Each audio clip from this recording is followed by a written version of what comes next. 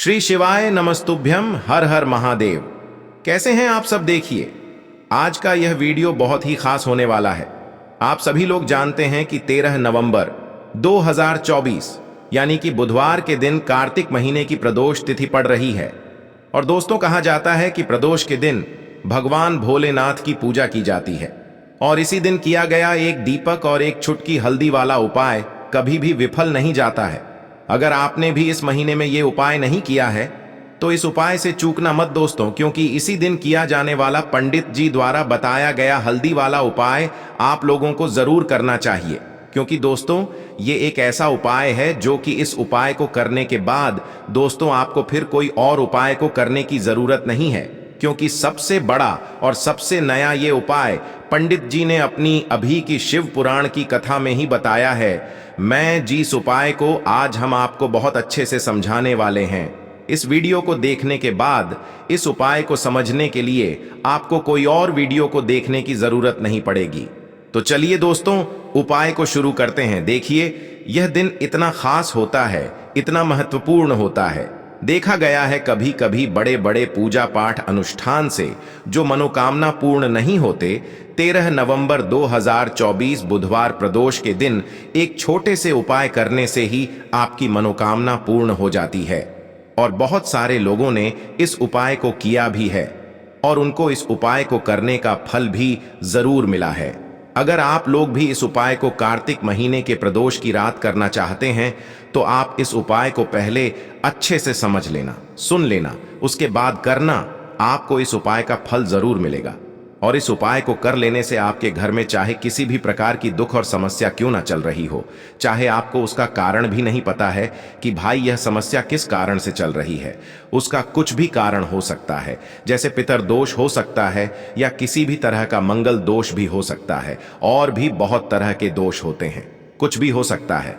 पर आपको इस उपाय को करने के लिए आपको अपने दोष को पता लगाने की भी जरूरत नहीं है। बस बुधवार प्रदोष के दिन आपको इस एक दीपक और हल्दी वाले उपाय को आप लोगों को कर लेना है। यह एक ऐसा उपाय है जिस उपाय को अगर किसी विशेष दिन पर किया जाए तो भाई उस विशेष दिन का जो है वह तो हमें मिलता ही मिलता है। पर हमने उस दिन पर इस हल्दी वाले उपाय को किया है तो हमें उससे भी बड़ा फल मिलता है, और फल बहुत जल्दी मिलता है, क्योंकि आप इस उपाय को बहुत ही बड़े और विशेष दिन पर कर रहे हो। क्योंकि दोस्तों, 13 नवंबर 2024 यानी कि बुधवार के दिन प्रदोष व्रत का बहुत ही ज्यादा बड़ा महत्व होता है। इसीलिए दोस्तों, आज की इस वीडियो में हम आप लोगों को एक दीपक और एक चुटकी हल्दी वाला उपाय समझाएंगे, जिस उपाय को करने से अगर आपकी किसी भी प्रकार की मनोकामना है, किसी भी प्रकार की परेशानी है, सबसे ज्यादा समस्याएं आपके जीवन में ही हैं। अगर आपको धन प्राप्ति नहीं हो पा रहा है, रुपए पैसे की आपके घर में लगातार दिक्कत परेशानियां चलती चली आ रही है, आपका व्यापार, आपकी नौकरी अगर अच्छे से नहीं चल रहे हैं, जिसकी वजह से घर में लगातार आर्थिक समस्याएं बनी रहती हैं, घर का कोई ना कोई सदस्य अगर बीमार रहता है, आपस में एक दूसरे से लड़ाई झगड़ा होता रहता है, किसी की अगर बनती नहीं है, तो पूज्य गुरुजी ने कहा है कि जब आपके जीवन में ऐसी परिस्थितियां आ जाएं कि आप एक एक रुपये खर्च करने से पहले कई बार सोचने लगे हो, आपको धन प्राप्ति अगर नहीं हो पा रहा हो, तो आपको सिर्फ और सिर्फ एक दीपक से एक ऐसा विशेष उपाय करना है जो आपकी इन सारी समस्याओं को सिर्फ 7 दिन के अंदर ही समाप्त कर देगा। तो चलिए जानते हैं इन विशेष उपायों के बारे में। लेकिन उससे पहले जो भी मेरे भाई, मेरी प्यारी बहनें आज चैनल पर पहली बार आए हैं या मेरी आवाज आज पहली बार सुन रहे हैं, अगर आप भी महादेव के सच्चे भक्त हैं तो वीडियो को लाइक और चैनल को सब्सक्राइब जरूर कर लें और कमेंट बॉक्स में लिखे हर हर महादेव। तो देखिए, कार्तिक मास के दिनों में विशेषकर श्री हरि विष्णु और श्री कृष्ण और भगवान शिव और माता पार्वती का पूजन किया जाता है। अब साथ ही साथ प्रदोष का दिन भी पड़ गया है, तो ऐसा समझ लीजिए आपके जीवन में धन भी आएगा, सुख भी आएगा, धन बढ़ेगा भी, और साथ ही साथ आपके जीवन के सारे संकटों को भगवान शिव जी दूर कर देंगे। तो चलिए सबसे पहले बात कर लेते हैं सबसे पहले उपाय की, जो कि प्रदोष वाले दिन आपको विशेष कर करना है। और इस उपाय को करने से आपकी कोई भी ऐसी इच्छा, कोई भी विश जो अभी तक अधूरी है, पूरी नहीं हो रही है, तो आपकी बड़ी से बड़ी विश और मनोकामना भी पूरी हो जाती है जब आप प्रदोष वाले दिन इस पहले उपाय को कर लेते हैं। देखो, गुरुजी ने कहा है कि अगर बुधवार के दिन प्रदोष व्रत पड़ जाए तो इस दिन आपको 11 गेहूं के दाने वाला उपाय तो अवश्य ही करना चाहिए।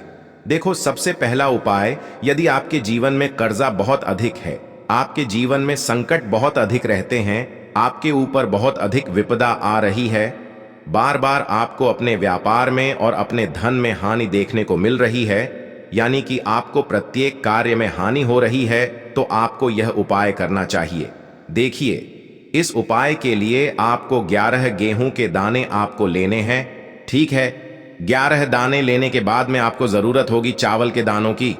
11 चावल के दाने और 11 गेहूं के दाने, और चावल के दाने खंडित नहीं होने चाहिए। अब आप कहोगे, भैया गेहूं कहां से लेने हैं? देखो, आपको किसी भी किराना स्टोर पे गेहूं के दाने मिल जाएंगे, जाके ले लेना। ठीक है ना? 11 गेहूं 11 चावल के दाने लेने हैं। साथ ही साथ आपको एक तांबे का लोटा लेना है और उस तांबे के लोटे में आपको जल भरना है। जल आपका खुद के घर का होना चाहिए, मंदिर का नहीं होगा। अब आप ये सब सामग्री लेकर पहुंच जाओगे महादेव के शिवलिंग के पास में शाम के टाइम पे प्रदोष काल में। देखो, जब आप ये उपाय कर रहे हो तो अपना फेस रखना उत्तर दिशा, नॉर्थ डायरेक्शन की तरफ। अब यहाँ पे जो मैं आपको क्रम बताने जा रहा हूं ना, उस मेरे क्रम को बहुत ध्यान से सुनिए। महादेव को अगर कोई सबसे प्रिय है ना, तो उनकी सबसे छोटी पुत्री, जिनका नाम है माता अशोक सुंदरी, जो आपके पास में चावल के 11 दाने हैं ना, उन चावल के 11 दानों को माता अशोक सुंदरी के स्थान पर आपको अपना नाम और गोत्र बोलते हुए समर्पित कर देने हैं, है ना? चावल के दानों को रखने के बाद में जो आपके पास में तांबे का लोटा है ना, उस तांबे के लोटे को कहीं पे भी हम जल नहीं चढ़ेंगे। सिर्फ और सिर्फ माता पार्वती का जो हस्त कमल आपको दिख रहा है, यहीं पे गोल गोल आपको समर्पित करना है उसी जल को, और कहीं नहीं। ना तो माता अशोक सुंदरी के स्थान पर, ना तो शिवलिंग के ऊपर, सिर्फ आपको यहाँ पे गोल गोल जलाधारी पर आपको उस जल को समर्पित करना है। अब आपके पास में बचे हुए हैं 11 गेहूं के दाने और बचे हैं। उन्हीं 11 गेहूं के दाने को आपको अपनी मनोकामना, अपने विशेष कहते हुए महादेव के शिवलिंग के ऊपर, अगर आप बुधवार प्रदोष के दिन प्रदोष काल में समर्पित कर देते हैं, तो आपकी जो भी मनोकामनाएं होंगी, जो भी विश होंगी, महादेव पूरी जरूर करते हैं। अन्न को समर्पण करने से, उस खासकर गेहूं को समर्पण करने से हमारी इच्छाएं पूरी होती हैं, और अगर वो दिन प्रदोष का दिन हो, तब तो इससे सुंदर संयोग कुछ भी नहीं हो सकता। आपकी इच्छाओं को पूरा करने के लिए बहुत स्पेशल, बहुत प्यारा सा उपाय आप सभी को जरूर करना है। ध्यान में रखिएगा, यह उपाय प्रदोष काल में करना है। देखो, गुरुजी ने कहा है, भगवान शिव के शिवलिंग पर 33 कोटि देवी देवताओं का वास होता है। अगर हम शिवलिंग के सामने कुछ भी उपाय करते हैं तो हमारे सभी देवी देवता हमसे खुश हो जाते हैं। ये उपाय आपको अवश्य करना है। देखो, सुबह के टाइम नहीं कर सकते, ठीक है? अब बात करते हैं अगले उपाय की है।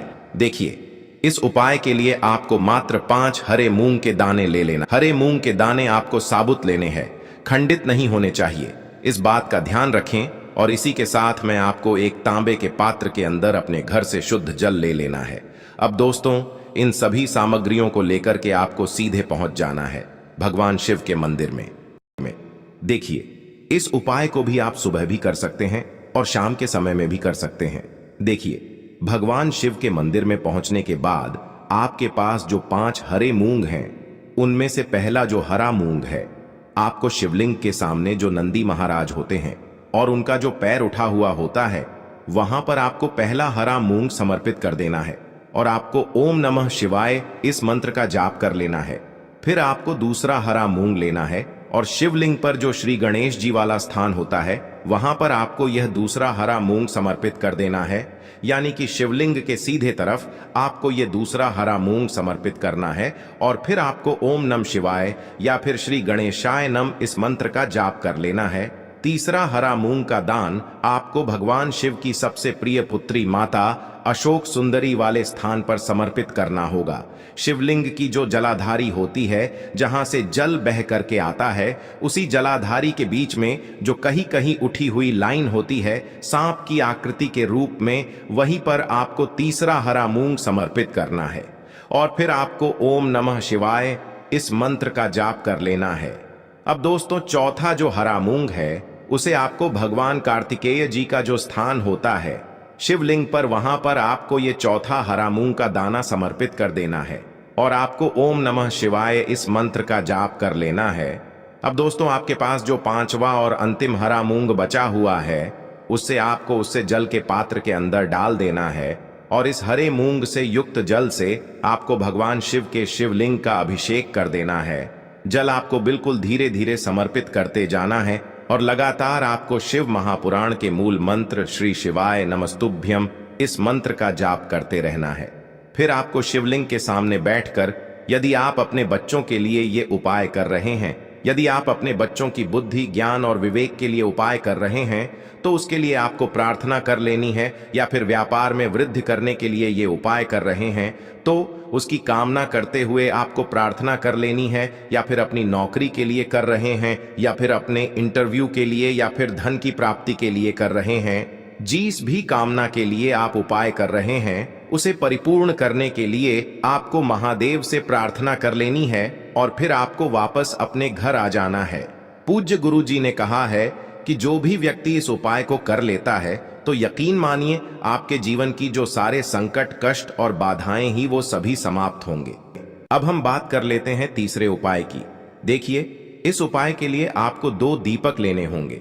दोनों ही दीपक आप मिट्टी के भी ले सकते हैं और दोनों ही दीपक आप शुद्ध आटा मढ़कर उनके भी तैयार कर सकते हैं। आटे के दीपक को सबसे विशेष माना गया है। अब दोस्तों दोनों ही दीपक के अंदर आपको शुद्ध घी का प्रयोग करना होगा और एक दीपक के अंदर आपको गोल रुई की बाती का प्रयोग करना होगा और एक दीपक के अंदर आपको लंबी बाती का प्रयोग करना होगा। लंबी बाती वाले दीपक के अंदर आप मौली वाला जो धागा आता है कलावा का, उसकी बाती का प्रयोग भी आप लंबी बाती वाले दीपक के अंदर कर सकते हैं। देखिए, 2 दीपक वाला ये चमत्कारी उपाय केवल रात्रि में ही किया जाता है, इसीलिए आपको इस उपाय को बहुत ही ध्यान से समझना है। इसी के साथ मैं आपको 11 काले तिल के दाने लेना है और इसी के साथ में आपको मात्र 1 चुटकी हल्दी भी लेनी होगी। अब दोस्तों यह सभी सामग्री लेकर के आपको रात्रि के समय पहुंच जाना है अपने घर में, जहां कहीं भी तुलसी जी का पौधा, तुलसी माता का निवास स्थान है, वहां पर देखिए दोस्तों, सबसे पहले तो आपके पास जो एक गोल बाती का दीपक, उसे आपको तुलसी जी के वहां पर प्रज्वलित करना है। दीपक को प्रज्वलित करते समय आपको ओम नमो भगवते वासुदेवाय इस मंत्र का 11 बार जाप कर लेना है। अब देखिए दोस्तों, आप जो 11 काले तिल के दाने लेकर के आए हैं उन्हें आपको अपने सीधे हाथ में रखना है और जो आपने गोल बाती वाला दीपक प्रज्वलित किया है माता तुलसी जी के वहां पर, उसके ऊपर से आपको इन 11 काले तिल को घाटी की दिशा में घुमाना है। आपको अपना नाम और अपनी गोत्र को बोल देना है और फिर आपको इन काले तिल को उससे जलते हुए दीपक के अंदर डाल देने हैं। देखिए, काले तिल भगवान विष्णु के पसीने से उत्पन्न हुए हैं और जब भी हम यह दीपक बुधवार की रात्रि में प्रज्वलित करते हैं तो इससे हमें हमारे कर्ज में राहत मिलती है, हमारे जीवन में धन प्राप्ति के नए नए मार्ग खुलते हैं, हमारा अगर कोई भी कार्य रुका हुआ है तो वह भी परिपूर्ण होता है।